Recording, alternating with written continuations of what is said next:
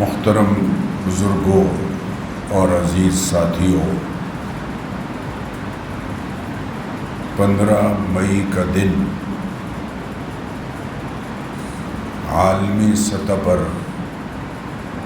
عالمی دن برائے خاندان یعنی انٹرنیشنل ڈے آف فیملیز کے طور پر منایا جاتا ہے۔ ہمارے ایک محترم نمازی انہوں نے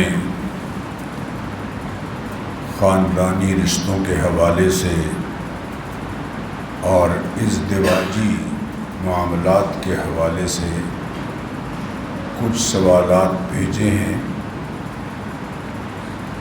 جن کے جوابات کے لیے اجتماعی ماحول زیادہ فائدہ مند رہے گا۔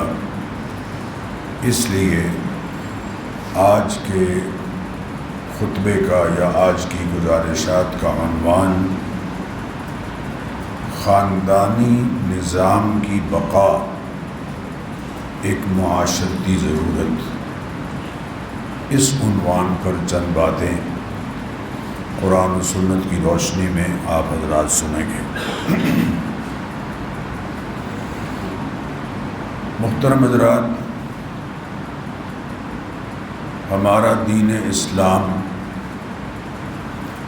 فطری تعلیمات رکھنے والا نظام زندگی ہے۔ قرآن نے اسی فطری دستور حیات کے مطابق زندگی گزارنے کا حکم ان الفاظ میں دیا ہے، فَأَقِمْ وَجْهَكَ لِلدِّينِ حَنِيفًا۔ آپ ایک طرف کے ہو کر یعنی یکسو ہو کر دین یعنی اللہ کے بتلائے ہوئے راستے پر سیدھا رخ کیے چلتے رہیں۔ فطرت اللہ التی فطر الناس علیہا، اللہ تعالیٰ کی فطرت کو اختیار کیے رکھو جس پر اس نے لوگوں کو پیدا کیا ہے۔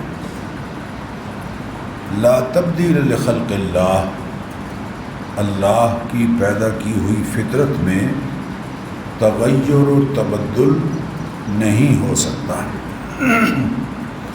ذالک الدین القیم، یہی سیدھا دین ہے، ولکن اکثر الناس لا یعلمون، لیکن اکثر لوگ اس حقیقت کو نہیں جانتے۔ اسلام انسانوں کے درمیان میل جول اور ربط و تعلق سے پیدا ہونے والی اجتماعیت کو تسلیم کرتا ہے۔ انسان مدنی الطبع ہے، یعنی مل جل کر زندگی گزارنے والا ہے۔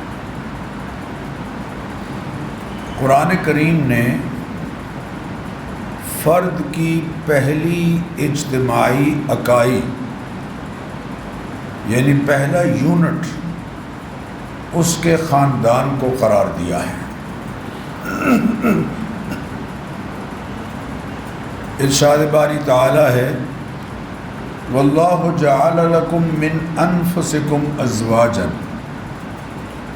اللہ ہی ہے جس نے تم میں سے یعنی تمہاری جنس میں سے تمہارے جوڑے بنائے ہیں، تمہارے لیے عورتیں پیدا کی ہیں۔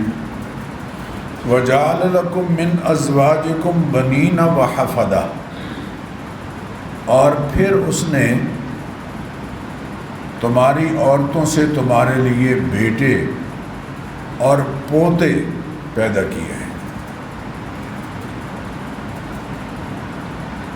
خاندان میں میاں بیوی، اولاد، والدین اور رشتہ دار سب شامل ہیں۔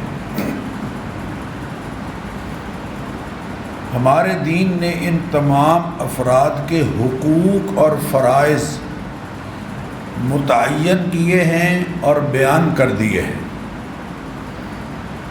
تاکہ خاندان کی اکائیوں سے قائم ہونے والا معاشرہ اپنے حقوق اور فرائض سے شناسا ہو۔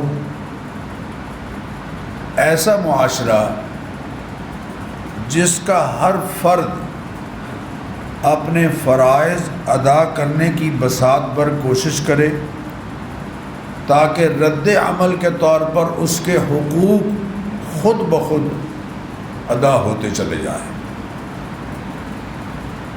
کیا خوبصورت تعلیم سید کائنات رہبر انسانیت صلی اللہ علیہ وسلم نے ارشاد فرمایا تؤدون الحق الذی علیکم، دوسروں کے جو حقوق تم پر فرض ہیں اپنا فرض ادا کرتے رہو۔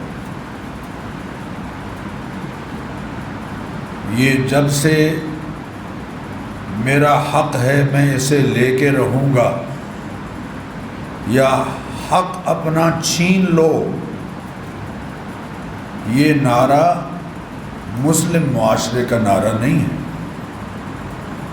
اس نعرے نے دنیا کے امن کو بے چینی سے بدلا ہے۔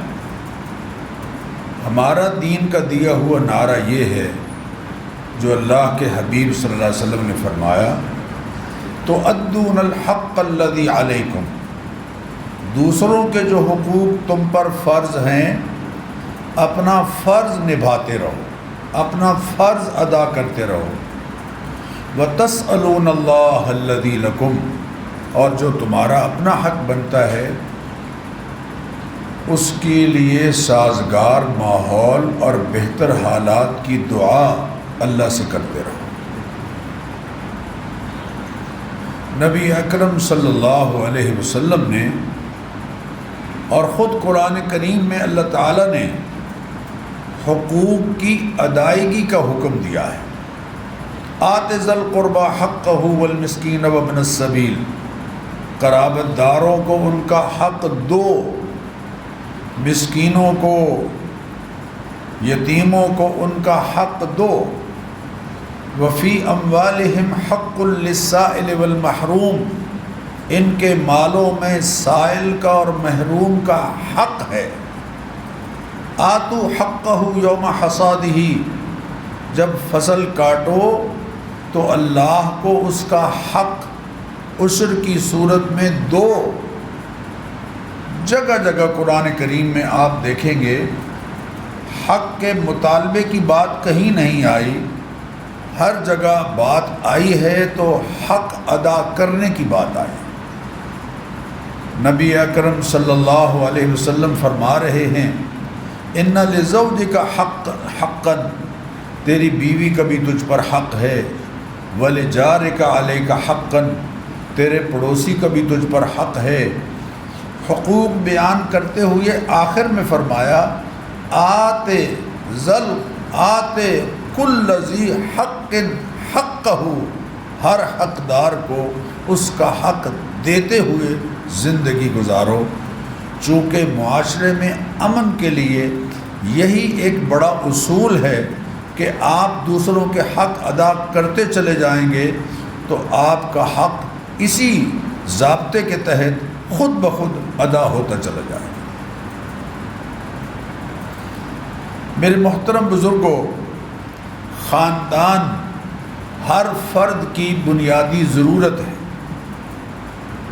اس لیے یہ ادارہ ہر زمانے میں موجود رہا ہے۔ چنانچہ پہلے انسان کا اللہ تعالیٰ نے قرآن کریم میں جب ذکر فرمایا تو وہاں فرمایا قلنا یا آدم اسکن انت وزوجک الجنہ، اے آدم آپ اور آپ کی بیوی اکٹھے رہیں یہاں، دونوں کا ذکر ہے اکٹھے۔ سورہ نساء کے بالکل آغاز میں فرمایا یا ایھا الناس اتقوا ربکم، اے لوگو اللہ کی ناراضی سے بچتے رہو، الذی خلقکم من نفس واحدہ، جس نے تمہیں ایک جان سے پیدا کیا، وخلق منہا زوجہا، اور اس کی جنس میں سے اس کے جوڑے کو بنایا، اس کی جنس میں سے اس کے جوڑے کو پیدا کیا، وبث منہما رجالا کثیرا ونساء، اور پھر ان دونوں کے ذریعے سے مردوں اور عورتوں کی صورت میں بہت سے انسانوں کو پھیلا دیا۔ سورہ اعراف میں ہے هو الذی خلقکم من نفس واحدۃ وجعل منها زوجها لیسکن الیہا، اللہ نے تمہیں ایک جان سے پیدا کیا اور اس کی جنس میں سے اس کے جوڑے کو پیدا کیا تاکہ دونوں مل کر پرسکون زندگی گزاریں۔ سورہ زمر میں ہے خلقکم من نفس واحدۃ ثم جعل منها زوجها، بالکل یہی الفاظ اللہ تعالیٰ نے سورہ روم میں، سورہ فاطر میں اور سورہ شورى میں تو جمع کے صیغے کے ساتھ ذکر فرمائے ہیں۔ اسی طرح اللہ تعالیٰ نے اپنے رسولوں علیہم السلام کا تذکرہ کیا، یعنی نکاح کے رشتے کو صرف عمرانی معاہدہ نہیں رہنے دیا، صرف عمرانی معاہدہ نہیں رہنے دیا، بلکہ اس کو ایک احترام دیا ہے، اور اس کو انبیاء علیہم الصلاۃ والتسلیمات سے چلی آ رہی روایت اور سنت کے طور پر ذکر فرمایا۔ سورہ ارشاد فرمایا وَلَقَدْ أَرْسَلْنَا رُسُلًا مِّن قَبْلِكَ وَجَعَلْنَا لَهُمْ أَزْوَاجًا وَذُرِّيَّةً، اے حبیب صلی اللہ علیہ وسلم، ہم نے آپ سے پہلے جتنے رسول بھیجے ہیں ان کے لیے ہم نے ان کی بیویاں بھی تھیں اور ان کی اولاد بھی تھی۔ وَجَعَلْنَا لَهُمْ أَزْوَاجًا وَذُرِّيَّةً، ہم نے ان کے لیے ان کی ازواج بھی اور ان کی اولاد بھی۔ گویا معلوم ہوا کہ نکاح کا رشتہ ایک حرمت کا رشتہ ہے۔ انبیاء علیہم الصلاۃ والتسلیمات جیسی پاکیزہ ہستیوں میں بھی یقیناً یہ رشتہ برقرار رہا، اور نبی اکرم صلی اللہ علیہ وسلم نے تو ارشاد فرمایا کہ من تزوج فقد استکمل نصف الدین، جس نے شادی کی اس نے اپنا آدھا دین مکمل کیا۔ النکاح من سنتی، نکاح میری سنت ہے۔ فمن رغب عن سنتی فلیس منی، اور فمن لم یعمل بسنتی، سنن ابن ماجہ کے الفاظ ہیں فمن لم یعمل بسنتی فلیس منی، اور جس نے جس نے فطری خواہشات کی تکمیل کے جائز راستے کو اختیار نہیں کیا اور ناجائز راہوں کی تلاش میں رہا، اس کا میری ملت کے ساتھ کوئی تعلق نہیں۔ قرآن کریم میں اللہ تعالیٰ نے خاندان کے دائرے میں سسرال کو بھی شامل کیا ہے۔ سورہ فرقان کی آیت نمبر 54 میں ہے وَهُوَ الَّذِي خَلَقَ مِنَ الْمَاءِ بَشَرًا، اللہ تعالیٰ وہ ذات ہے جس نے انسان کو ایک خاص پانی سے پیدا کیا، فَجَعَلَهُ نَسَبًا وَصِهْرًا، اور اس کے دو رشتے بنائے، اس کے دو رشتے بنائے، ایک صاحب نسب بنایا، اس کو باپ ہے، دادا ہے، نانا ہے، اور صاحب قرابت دامادی یعنی سسرالی رشتے میں اس کو منسلک کیا اور یہ رشتہ بنایا۔ تو گویا دو رشتے، ایک نسب کا رشتہ، ماں باپ کا رشتہ، اور دوسرے سسرال کا رشتہ، ساس سسر کا رشتہ، خوش دامن اور خسر کا رشتہ۔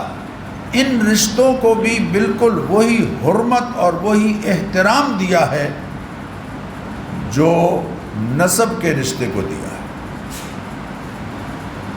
یہ نعرہ کہ یہ تمہارا باپ ہے، یہ میرا باپ ہے، یہ تمہاری ماں ہے، یہ میری ماں ہے، یہ ہمارے دین نے عورت کو یا مرد کو نہیں سکھایا ہے، شوہر کو یا بیوی کو، یہ نعرہ ہمارے دین نے نہیں سکھایا ہے۔ ہمارے دین نے تو یہ سکھایا ہے کہ ساس بھی ماں کی طرح محترم، اور سسر بھی باپ کی طرح محترم، اور خوش دامن اور خسر کا احترام بھی بالکل ویسے ہی جیسے ماں باپ کا۔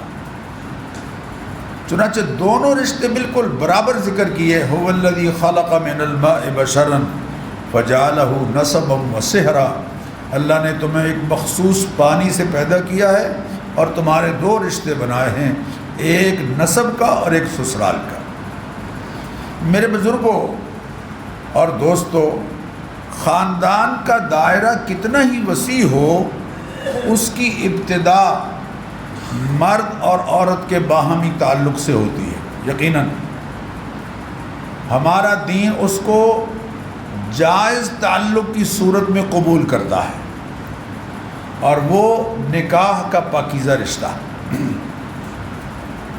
اور نکاح کے رشتے کو ذرا اس پر توجہ دیجیے، اتنا احترام اور اتنی اہمیت دی ہے کہ بعض ارکان اسلام کے بارے میں اتنی تفصیل آپ کو قرآن کریم میں نہیں ملے گی جتنی کہ نکاح اور اس کے متعلقات کے بارے میں قرآن کریم میں تفصیل موجود۔ نکاح کہاں ہو سکتا ہے، کیسے ہو سکتا ہے، نکاح کو برقرار رکھنے کے لیے کیا کیا صورتیں اختیار کی جائیں، اور خدا نہ خواستہ اگر یہ رشتہ بریک اپ ہو رہا ہو تو اس کے لیے پہلے کیا کیا اقدامات ہوں، اور اگر اس نوبت تک پہنچ جائے کہ اب اس کو برقرار رکھنا ممکن نہیں تو پھر اس کے لیے کیا ہدایات ہیں۔ قرآن کریم میں پوری صورتیں اس حوالے سے اللہ تعالیٰ نے نازل فرمائی۔ پہلا میں نے عرض کیا کہ آغاز مرد اور عورت کے باہمی جائز تعلق سے ہوتا ہے، چنانچہ اللہ تعالیٰ نے قرآن کریم میں فرمایا ثم كان علقة فخلق فسوى فجعل منه الزوجين الذكر والانثى۔ مرد اور عورت کے رشتے سے یہ سلسلہ آگے بڑھا۔ انسان اپنی تخلیق کے ابتدائی مراحل طے کرتا ہوا وجود میں آیا تو اس کی پہلی جو صنفی تقسیم ہے وہ مرد اور عورت کی صورت میں ہوئی۔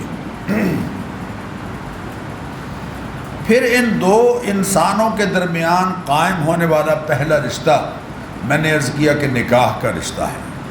وَالَّذِي خَلَقَكُم مِّن نَّفْسٍ وَاحِدَةٍ وَجَعَلَ مِنْهَا زَوْجَهَا لِيَسْكُنَ إِلَيْهَا، بلکہ اللہ تعالیٰ نے اپنی قدرت کی نشانیوں میں سے ایک نشانی کے طور پر اس کو ذکر فرمایا۔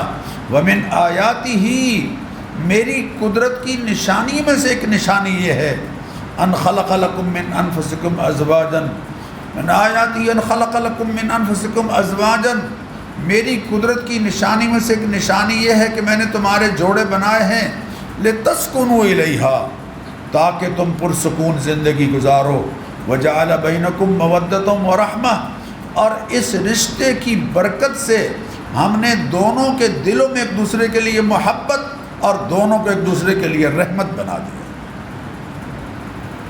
یقین کیجئے نکاح کے جس رشتے میں یہ دونوں صورتیں نہ پائی جائیں وہ نکاح کے مقصد سے ہٹا ہوا رشتہ ہے، ہٹا ہوا رشتہ۔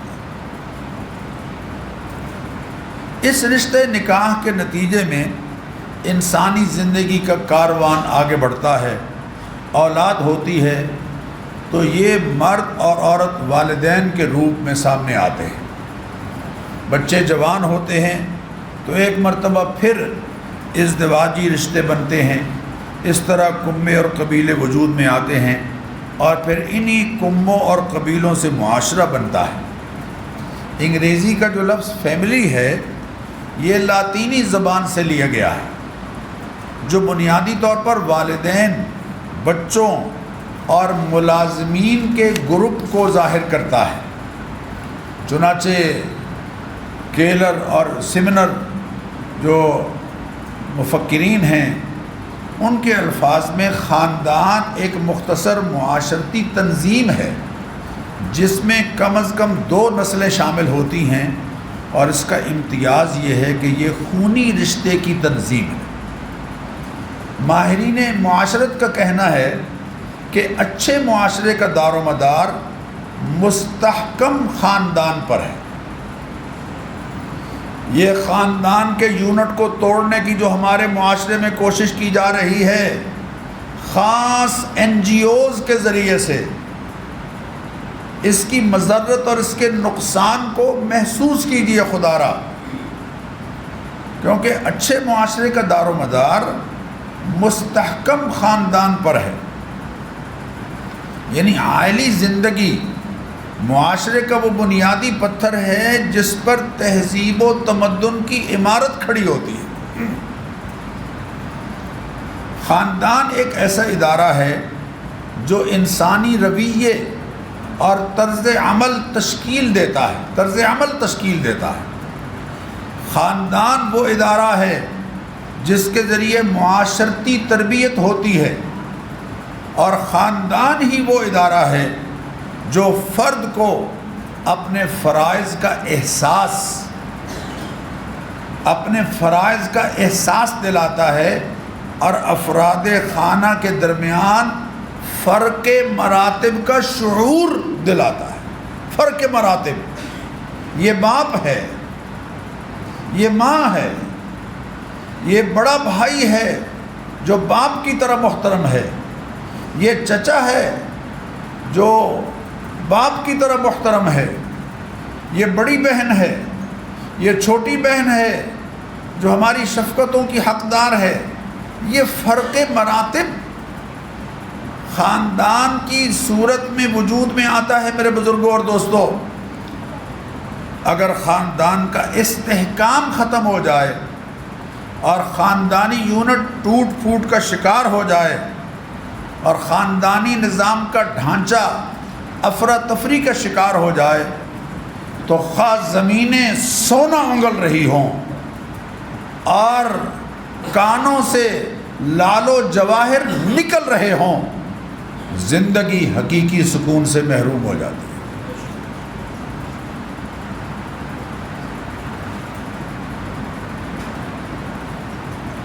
اللہ اکبر، اللہ اکبر۔ انسانی طرز عمل، رویے، برتاؤ اور سلوک اور معاشرتی فرائض کا شعور اور افراد معاشرہ کے مرتبے کا تعین سب ختم ہو جاتا ہے اگر اس سطح پر معاشرہ آ جائے۔ میرے بزرگوں اور دوستوں، ایک اچھے خاندان کی خصوصیت یہ ہے کہ اس کا ہر فرد اپنے تمام فرائض ادا کرے۔ پہلی بات، اس کا ہر فرد اپنے تمام فرائض ادا کرے۔ خاندان میں ہم آہنگی برقرار رکھنے کے لیے میاں اور بیوی کے تعلقات مستحکم ہوں، اولاد کی تربیت اور بزرگوں کی نگہداشت کا پورا اہتمام ہو، خاندان کا ہر فرد خاندانی فیصلوں کا پابند ہو۔ جس معاشرے کے خاندانی نظام میں عورت اور مرد کے تعلقات پر کوئی پابندی نہ رہے، جس معاشرے کے خاندانی نظام میں عورت اور مرد کے تعلقات پر کوئی پابندی نہ رہے، حلال اور حرام کا امتیاز اٹھ جائے اور بچے خاندان کا لازمی جزو نہ رہیں اور بزرگوں کا احترام نہ ہو، وہ معاشرہ جنسی بے راہ روی کا شکار ہو جاتا ہے، وہ معاشرہ شفقت اور رحم سے عاری ہو جاتا ہے، وہ معاشرہ انسانی ہمدردی سے محروم معاشرہ ہوتا ہے۔ اس پاکستانی معاشرے کو اس ڈگر پر لانے کی مذموم کوشش ہو رہی ہے۔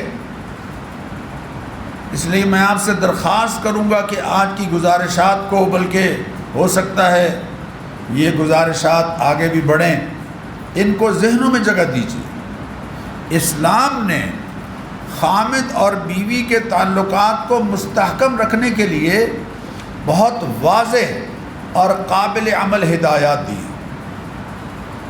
قرآن کریم میں عورت کے وقار اور بحیثیت انسان اس کی عزت کو مرد کے برابر قرار دیا۔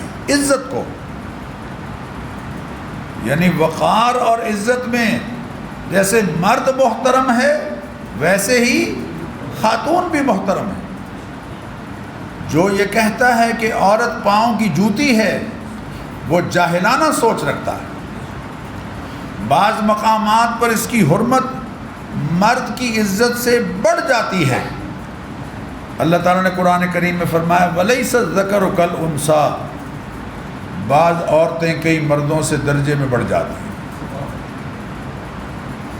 صحیح مسلم میں حضرت عمر رضی اللہ تعالیٰ عنہ کا قول ہے، آپ نے فرمایا وَاللَّهِ أَن كُنَّا فِي الْجَاهِلِيَّةِ مَا نَعُدُّ النِّسَاءَ أَمْرًا، مجھے اللہ کی قسم ہے زمانہ جاہلیت میں ہم عورتوں کو کچھ نہیں سمجھتے تھے، حتی انزل اللہ فیہن ما انزل، یہاں تک کہ اللہ تعالیٰ نے قرآن کریم میں ان کے بارے میں وہ احکام نازل فرمائے جس کی تفصیل قرآن کریم میں موجود ہے۔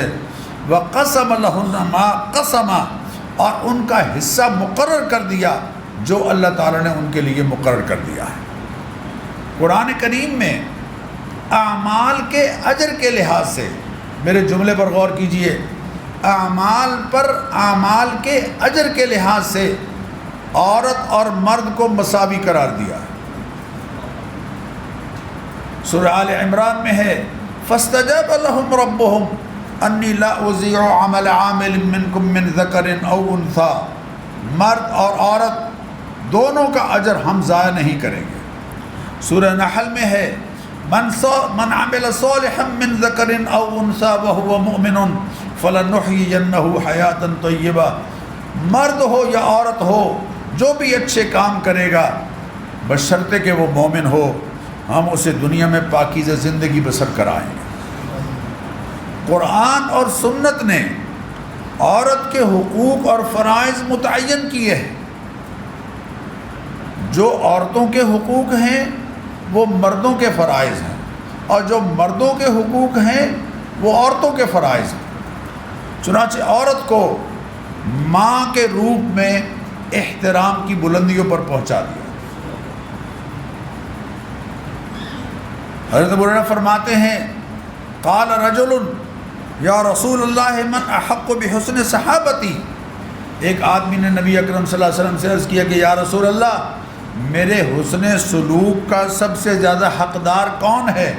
آپ نے فرمایا امو کا، تیری ماں۔ پھر اس نے کہا پھر کون؟ پھر فرمایا ماں۔ پھر اس نے عرض کیا پھر کون؟ پھر فرمایا ماں۔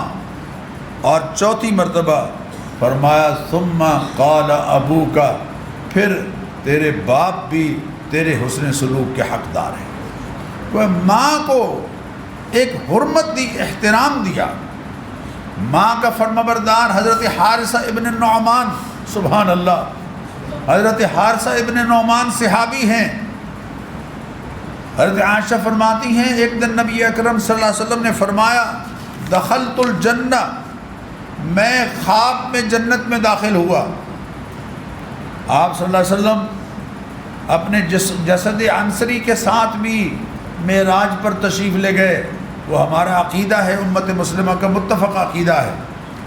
لیکن بعض دفعہ خواب میں یہ کیفیت بھی حاصل ہوتی، کہتے میں جنت میں داخل ہوا فسمعت فیہا قراءۃ، تو میں نے جنت میں جب داخل ہوا تو مجھے کسی کے قرآن پاک پڑھنے کی آواز آئی، کسی کے قرآن پاک پڑھنے کی آواز آئی۔ فقلت من ھذا، تو میں نے فرشتوں سے پوچھا کہ یہ قرآن پڑھنے والا کون ہے؟ قالوا، تو انہوں نے جواب میں عرض کیا حارثۃ بن النعمان، یہ آپ کا صحابی حارثہ ابن نعمان ہے، جو پڑھ تو زمین پر قرآن رہا ہے لیکن اس کی آواز کو اللہ نے جنت میں پہنچا دیا۔ کذالکم البر، اللہ کے حبیب فرماتے ہیں یہ ہوتی ہے نیکی، یوں ہوتی ہے نیکی۔ اور ساتھ ہی فرمایا کانا ابر الناس بامہ، یہ مرتبہ حارثہ ابن نعمان کو اس لیے ملا ہے کہ یہ سب سے زیادہ اپنی ماں کے ساتھ اچھا سلوک کرنے والا،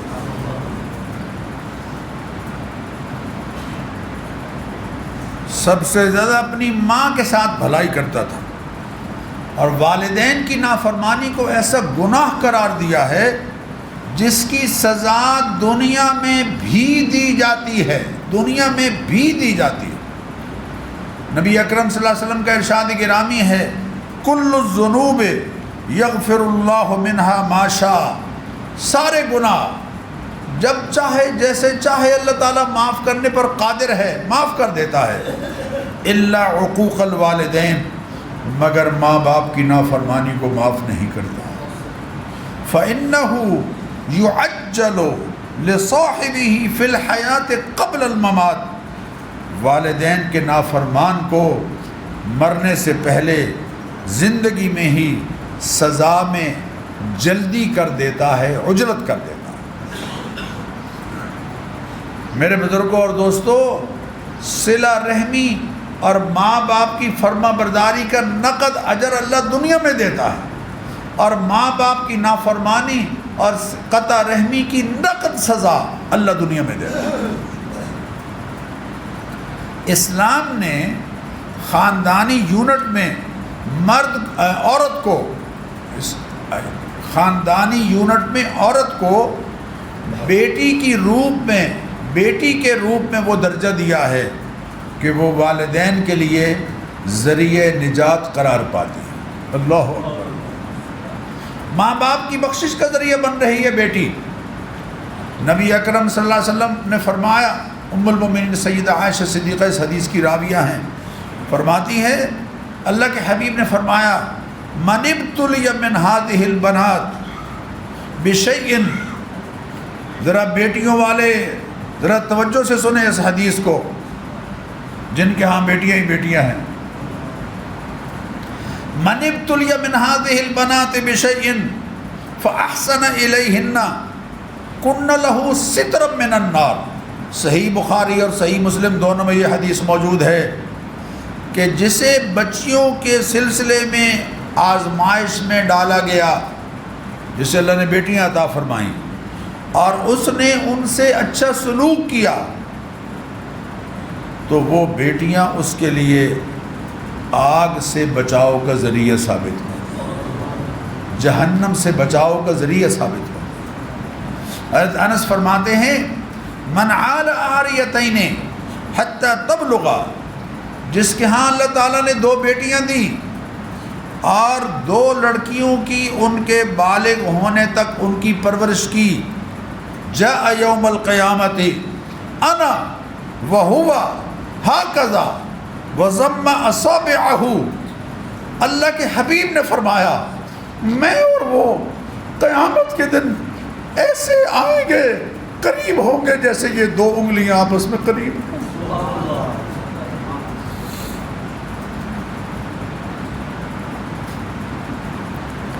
حضرت عبداللہ بن عباس فرماتے ہیں نبی کریم علیہ الصلوۃ والتسلیمات نے فرمایا من کانت لہ انثی، جس کو اللہ نے بیٹی دی، فلم یعدھا، اور اس نے اس کو زندہ نہیں گاڑا، ولم یہنھا، اور اس کی انسلٹ نہیں کی، اس کی توہین نہیں کی، ولم یوسر ولدہ الیہا، یعنی الذکورہ، اور بیٹوں کو اس بیٹی پر ترجیح نہیں دی، پریفر نہیں کیا، زمین ساری بیٹوں کے نام لگا دی، بیٹوں کے نام۔ میں جانتا ہوں ایک ایسے صاحب کو جس سے یہ قصور ہوا کہ ایک ہی بیٹے کے نام ساری جائیداد لگا دی صرف بیٹیوں کو تاکہ نہ جائے، آج ناک رگڑ رہے ہیں بیچارے۔ اور بیٹا ان سے بات کرنے کے لیے تیار نہیں.